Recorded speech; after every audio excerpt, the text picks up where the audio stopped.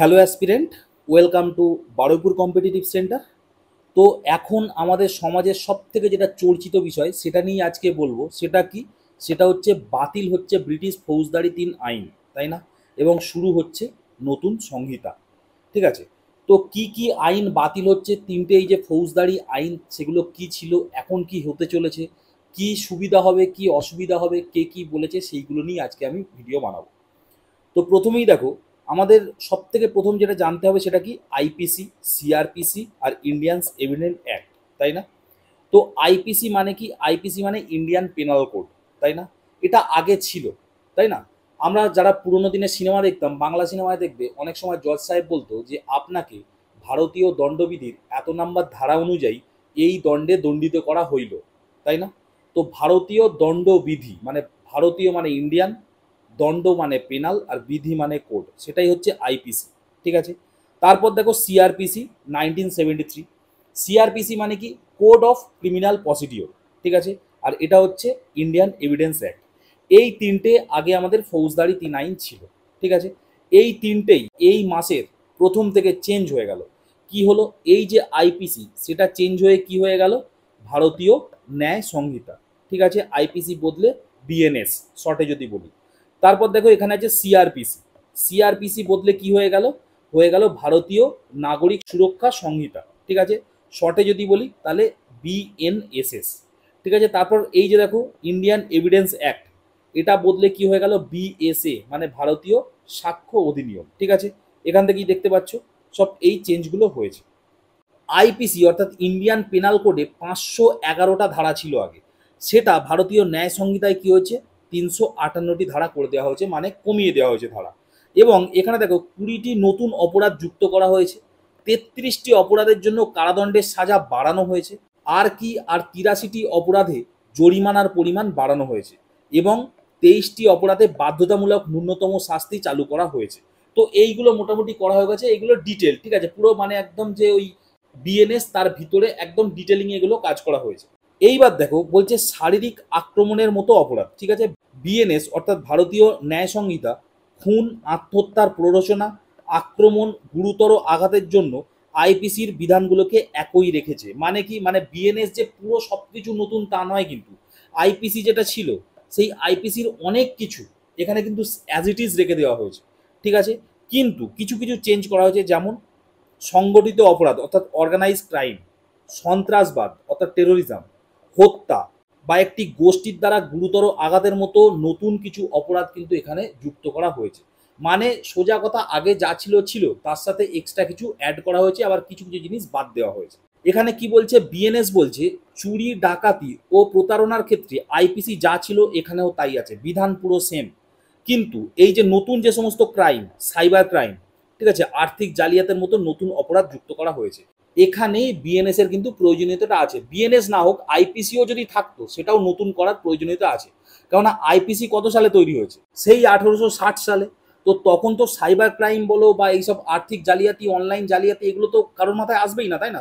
একটা ক্রাইম তৈরি হবে তারপরে তো তার আইন তৈরি হবে, তাই না? ক্রাইমের আগে আইন কি করে তৈরি হবে? তো সুতরাং এইগুলো চেঞ্জের তো দরকারই ছিল, আসার তো দরকারই ছিল। তো বিএনএস এগুলো ঢোকানো হয়েছে, এগুলো ভালো। নেক্সট কি হচ্ছে? বলছে রাষ্ট্রের বিরুদ্ধে অপরাধ সংক্রান্ত ব্যাপারে বিএনএস আরো কঠোর হয়ে গেছে। ঠিক আছে? যে দেশদ্রোহী যে ব্যাপার স্যাপার, সেগুলো নিয়ে বিএনএস আরো কঠোর হয়ে গেছে যদি আইপিসির সাথে তুলনা করা যায়। তো এবার দেখো বিএনএস কি করছে? পরিবেশ দূষণ, মানব পাচারের মতো নতুন অপরাধ যুক্ত করা হয়েছে বিএনএস এ। মানে কি? এই যে পরিবেশ দূষণ, এনভায়রনমেন্ট এখন একটা মানে খুব গুরুত্বপূর্ণ কনসার্ন, তাই না? ভাবনা চিন্তার ব্যাপার। তো পরিবেশের ব্যাপার স্যাপারও কিন্তু বিএনএস এ ঢোকানো হয়েছে। এবার ব্যাপারটা কি হলো? ব্যাপারটা যেটা হলো সেটা হচ্ছে আগের যে আইপিসি ছিল আর এখন যে বিএনএস, সেটা কিন্তু অনেকটা চেঞ্জ হয়ে গেছে। ঠিক আছে? ধারাগুলোই চেঞ্জ হয়ে গেছে। যেমন দেখো, আগে মার্ডার, মার্ডার মানে আমরা সবাই জানি ৩০২ আইপিসি অ্যাক্ট ছিল, তাই না? সেটা কিন্তু এখন ১০১-এ চলে এসেছে। তারপর চিটিং, আমরা সবাই বলি না 420 লোক, তার মানে কি? তাকে চিটিং বলি, আমরা চিট লোক বলি, তাই না? 420 কথাটা তো এই জন্যই এসছে। এখন তাকে হয়তো আর 420 বলা যাবে না, বলতে হবে ৩১৬ লোক, তাই না? তো এইরকম ভাবে অনেক চেঞ্জ হয়েছে। এতে কিন্তু কাজ করার কিছু অসুবিধাও হবে। যারা পুলিশ টুলিশ ছিলেন আর কি এতদিন, তারা মানে যারা বয়স্ক সিনিয়র, তারা কি তাদের এই সমস্ত মানে সব ঠোঁটে লেগে থাকতো, তাই না?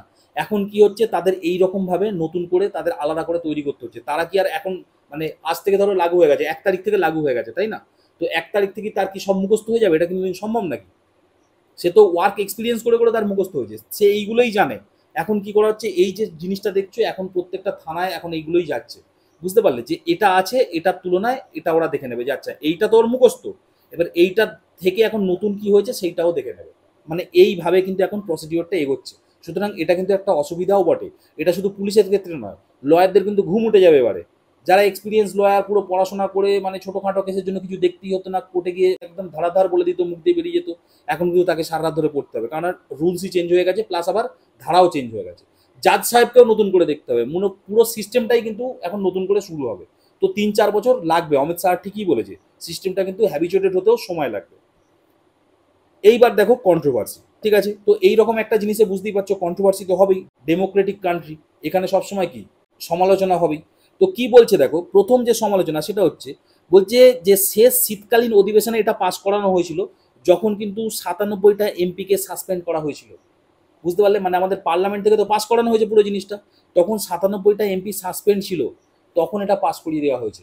সুতরাং এইটা নিয়ে বলছে যে ঠিকঠাকভাবে পাস হয়নি, ঠিক আছে, আলোচনা ঠিকঠাক হয়নি, এই অভিযোগটা কি করছে বিরোধীরা করছে। নেক্সট কি বলছে, বলছে নতুন আইনে পুলিশ, উকিল, বিচারকদের আবার নতুন করে সব জানতে হবে, পুলিশের ক্ষমতা এখানে ভয়ঙ্করভাবে বৃদ্ধি করা হয়েছে। ঠিক আছে, এই যে নতুন আইন আমি এক্ষুনি বললাম, তাই না, সবাইকে নতুন করে জানতে হবে, তাতে কি হবে, তাতে সিস্টেম হ্যাম্পার হবে, বোঝা গেল, কিছুটা হলেও স্লো হয়ে যাবে। তো এইটা একটা আছে। আর কি বলা হচ্ছে, পুলিশের ক্ষমতা এখানে বৃদ্ধি করা হচ্ছে। একটা জিনিস দেখো, আগে কি হতো, পুলিশ যখন ধরতো 15 দিনের মধ্যে সেটা কি করতে হতো, জাজের কাছে নিয়ে যেতে হতো, একটা ব্যাপার স্যাপার ছিল। সেটা এখন বলছে যে ব্রেক করে করে ওটা 90 দিন পর্যন্ত এক্সটেন্ড করা যায়, এই রকমই কথা কিন্তু উঠে আসছে।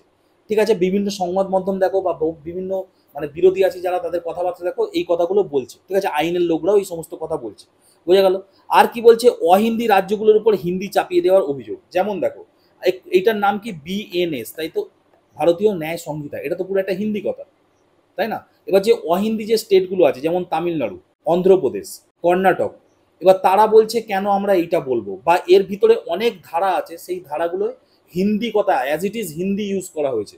তো তারা বলছে আমরা কেন বলবো, কেননা ভারতীয় সংবিধান কি বলেছে, যে সমস্ত, আমাদের তো কোনো রাষ্ট্রীয় ভাষা নেই, আর যে সমস্ত অহিন্দি স্টেট আছে তারা চাইলে নিজের ভাষা ব্যবহার করতে পারে, তাই না, তার জন্য ওই ইংরাজি নাম অবশ্যই দরকার। তো সেটা তারা বলছে। নেক্সট কি, নেক্সট বলছে রাষ্ট্রদ্রোহিতার নতুন আইনের অপব্যবহার করা যেতে পারে বলে অভিযোগ। ঠিক আছে, মানে কি, মানে এই যে রাষ্ট্রদ্রোহিতার ব্যাপারটা এতটাই কঠোর করে দেওয়া হয়েছে যে সেটার একটা অপব্যবহার যদি হয়, সেটা নিয়েও কিন্তু একটা কনসার্ন চলছে। ঠিক আছে, সেটা বিভিন্ন উকিল দেখবে, যারা আমাদের মানে সুপ্রিম কোর্টের বার কাউন্সিলে যারা আছে তারাও দেখবে এই টাইপের কথা বলছে, যে এগুলো যদি হয় তাহলে তো মুশকিল হয়ে যাবে, পুলিশের কাছে পাওয়ার দেওয়া হচ্ছে বেশি করে, তো সেটা হ্যাম্পার হতে পারে বলে অভিযোগ। নেক্সট কি, নেক্সট দেখো, এই নিয়ে কি করেছে আমাদের মমতা ব্যানার্জি ওয়েস্ট বেঙ্গলের মুখ্যমন্ত্রী, কে স্ট্যালিন তামিলনাড়ুর মুখ্যমন্ত্রী, এবং শুধু তাই নয়, কর্ণাটকের যে মুখ্যমন্ত্রী আছে তারা কিন্তু কি করছে, হোম মিনিস্টারকে চিঠি লিখেছে, তাই না, চিঠি লিখে তারা বলেছে প্রথম কথা এইটা 1 জুন থেকে না চালু করতে, এবং দ্বিতীয় কি বলেছে, দ্বিতীয় বলেছে রাজ্যগুলির সাথে বিশদে আলোচনা করার জন্য।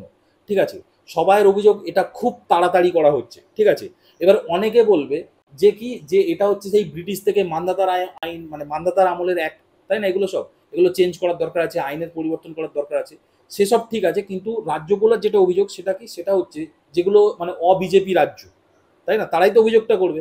তারা বলছে কি এটা খুব তাড়াহুড়ো করে করা হচ্ছে, তার কারণ জিনিসটা খুব কমপ্লিকেটেড জিনিস, এমনি খুব মানে উকিল আছে যারা, জাজ আছে যারা, জিনিসটা সিস্টেমে কিন্তু এমনি খুব দেরি হয়, তার উপরে এইরকম একটা চেঞ্জ হচ্ছে, যদি প্রসিডিওর আরও স্লো হয়ে যায় কিংবা অ্যাডাপ্টেশনে যদি সমস্যা হয়, তাহলে কিন্তু একটা প্রবলেম আসলেও আসতে পারে বলে রাজ্যগুলোর অভিযোগ।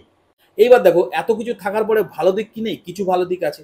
যেমন কি করা হচ্ছে, এখন বলা হচ্ছে কোনো যখন পুলিশ টুলিশ যাবে সেখানে কি হয়, সেখানে হচ্ছে ভিডিও এভিডেন্স তুলে নেবে তারা, তাই না, তার মধ্যে ট্রান্সপারেন্সি অনেক বাড়বে, তাই না, এগুলো ভালো জিনিস, যে পুরো একদম ভিডিও করতে হবে, এটা পুরো লিখে দিয়েছে। ঠিক আছে, ধরো পুলিশ গেল, কাউকে অ্যারেস্ট করলো, ওই জায়গাটা পুরো ভিডিও করে নিয়ে চলে এলো, তাহলে ট্রান্সপারেন্সি বাড়বে, তাই না, ব্যাপারটা আরো স্বচ্ছ হবে, জাজকে দেখাতে হবে, তখন জাজও দেখবে যে হ্যাঁ সিস্টেম কি ছিল বা সেই সময় কি সিনারিও চলছিল। নেক্সট কি, নেক্সট হচ্ছে এই যে কোনো যে ধরো কেস চলছে, কেসটা দিনের পর দিন চলছে, অ্যাকর্ডিং টু অমিত শাহ অর্থাৎ আমাদের হোম মিনিস্টার, সে বলছে এটা কিন্তু 3 বছরের মধ্যে কমপ্লিট হবে এই নতুন আইনের দ্বারা, বোঝা গেল। তো সুতরাং এইগুলো যদি সত্যিই হয় তাহলে কিন্তু ভালো কাজও হবে। তো ভালো খারাপ মিলিয়ে মোটামুটি সব কিছু হয়, নতুন যখন কোনো কিছু আসে তখন তার ভালো দিকও থাকে, খারাপ দিকও থাকে। এবার কোনটা যে ঠিক হবে সেটা টাইম বলবে। ঠিক আছে, এর মধ্যে যে অ্যাকচুয়ালি কোনটা ঠিক কোনটা ভুল সেটা আমরা এখন প্রেডিক্ট করতে পারি। আমরা বিরোধীদের কথা শুনলে মনে হবে যে হ্যাঁ এনারা ঠিক বলছে, আবার এরা যখন সপক্ষে যুক্তি দেবে তখন মনে হবে না এরা ঠিক বলছে। সুতরাং অ্যাকচুয়ালি যে কোনো জিনিসের ভালো জিনিস মানে ভালো কথা মাথায় রেখেই তো ভাবা হয়, এবং তার অনেক কী হয় লুপ হোল তৈরি হয়, সেগুলো যদি তৈরি হয়ে যদি বুমেরাং হয়ে ফেরে তখন সেটা খারাপ হয়ে যায়, তাই না? তো সুতরাং এটা ভালো না খারাপ সেটা কিন্তু সময়ই বলবে। আর একটা জিনিস বলে রাখি, কংগ্রেসের যে প্রেসিডেন্ট আছে, কংগ্রেস প্রেসিডেন্ট মাল্লিকার্জুন খাড়গে, উনি কি বলেছেন? উনি বলেছেন আইপিসি যা ছিল সেটাই রাখা হয়েছে এবং এক্সট্রা কিছু জিনিস এখানে অ্যাড করা হয়েছে এবং চেঞ্জ করা হয়েছে। সেটা আইপিসিতেই ডিরেক্ট চেঞ্জ করা যেতে পারত। পুরো সম্পূর্ণ নতুন ধারা টারা তৈরি করলে কি হলো, তাতে সিস্টেমটা এরকম হলো যে উকিল, পুলিশ, জাজ সবার পক্ষেই জিনিসটা কিন্তু অ্যাডাপ্টেশনের সমস্যার কথা উনি উল্লেখ করেছেন। তো যাই হোক, এই ছিল মোটামুটি বিষয়বস্তু। তোমরা বলো তোমাদের কি মনে হচ্ছে, ঠিক আছে? আমার চ্যানেল যারা দেখে তারা ম্যাক্সিমামটাই কি, তারা ম্যাক্সিমামটাই হচ্ছে অ্যাসপিরেন্ট, তাই না? তো অ্যাসপিরেন্ট যখন হবে, চাকরি বাকরির জন্য যখন পড়াশোনা করবে, তখন নিজেদের যে পলিটিক্যাল সত্তা সেটাকে একটু আলাদা রাখবে, নিজের মতো করে নিউট্রালি ভাবনা চিন্তা করার চেষ্টা করবে। আর তার থেকেও বড় কথা আমি একটা বলে দিই অ্যাসপিরেন্টদের জন্য, এটা ভাবা ভালো, এই নিয়ে অতিরিক্ত ভেবে নিজের পড়াশোনাটা হ্যাম্পার করার কোনো দরকার নেই, তাই না? পুলিশ টিলিশ হয়ে যাও, তারপরে এইসব জিনিস নিয়ে কী হচ্ছে দেখা যাবে। আমি এখন দেখছি যে আমার এখানেও যারা পড়তে টরতে আসে এই নিয়েই আলোচনা হচ্ছে। তা এই নিয়ে আলোচনা, এই নিয়ে তো আমার পরীক্ষায় কটা কোশ্চেন আসবে। এই নিয়ে সচেতন থাকা ভালো, কিন্তু নিজের পলিটিক্যাল আইডিওলজির জন্য একজনকে ডিফেন্ড করছি কিংবা একজনের উপরে চড়ে বসছি, এতে কি হচ্ছে নিজের সময়টা নষ্ট হচ্ছে। আমি জিনিসটা পড়লাম, জানলাম, যেগুলো পরীক্ষা আসতে পারে সেগুলো দেখলাম, জিনিসটা সম্পর্কে আমার আইডিয়া আছে, 5টা কথা বলতে পারবো, ভাবতে পারবো, এটাই ঠিক আছে। এইবারে এইটা বলছে ওইটা বলছে সেই নিয়ে আমি দিনের পর দিন লেগে আছি, তাতে কি হচ্ছে? তাতে নিজের পড়াশোনাটাই হ্যাম্পার হচ্ছে, তাই না? সামনে অনেক কটা পরীক্ষা আছে, ওইসব আমাদের আরও অনেক পড়ার জিনিস আছে, তাই না? এটাও একটা বিষয় আমরা জেনে নিলাম। এইবার দেখো, একটা জিনিস আমি বলে রাখি যে 3 আইনের ইতিহাস, এই যখনই 3 আইন শুনি না তখনই সেই ইতিহাসে অনেক 3 আইনের কথা আমরা দেখতে পাই। তো আমি এখানে দুটো এনেছি। দেখো, তোমরা জানো কৃষিতে 3 আইন এনেছিল 2020 সালে। তো সেইটা নিয়ে আমি আর বলছি না, সেটা নিয়ে তখন বলা হয়ে গেছে। তো সেটা কি হয়েছে? সেটাও বন্ধ হয়েছে। নেক্সট দেখো, আমরা সবাই জানি 3 আইন 1872 সাল, তাই না? আমাদের ইতিহাসে এটা খুব ফেমাস কোশ্চেন। কে এনেছিল? কেশবচন্দ্র সেন এনেছিল। কেশবচন্দ্র সেন কে ছিল? ব্রহ্ম সমাজের একজন নেতা ছিল, তাই না?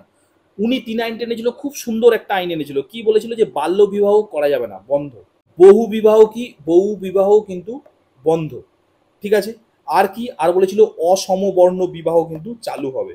বোঝা গেল এইটা কে এনেছিলেন? এইটা এনেছিলেন কেশবচন্দ্র সেন। কিন্তু এই 3 আইনটাও কিন্তু মুখ থুবড়ে পড়েছিল। তার কারণটা কি?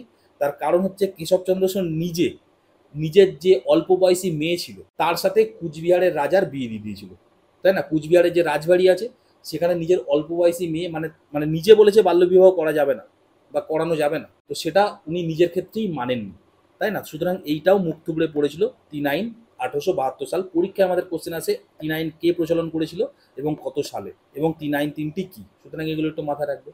তো দেখো, আমি এই দুটো 3 আইন দেখালাম যেটা কিন্তু মুখ থুবড়ে পড়েছে। আমরা আশা করব যে এখন বর্তমানে যে 3 আইন আমাদের এখানে এসছে বা আমাদের দেশে এসছে, এই মাসের শুরু থেকেই চালু হয়েছে, সেটা যেন খুব ভালোভাবে মানুষের হিতে, মানুষের উপকারে লাগতে পারে, কোনো রকম কোনো নেগেটিভ জিনিস যেন না হতে পারে, তাই না? আমরা এটাই আশা করব। আমাদের তথা এই দেশের এই 3 আইনের মাধ্যমে জীবন যাতে আরও উন্নতশীল হয়, এটাই আমরা আশা করব। তো যাই হোক, এই ছিল আজকে আমার ভিডিও। তোমরা অবশ্যই জানাবে তোমাদের কেমন লাগলো। আর যারা নতুন তারা অবশ্যই চ্যানেলটা সাবস্ক্রাইব করবে, আর যদি ভিডিওটা ভালো লাগে একটা লাইক মারবে। দেখা হবে পরের ভিডিও, ততক্ষণ স্টে টিউন এন্ড বাই।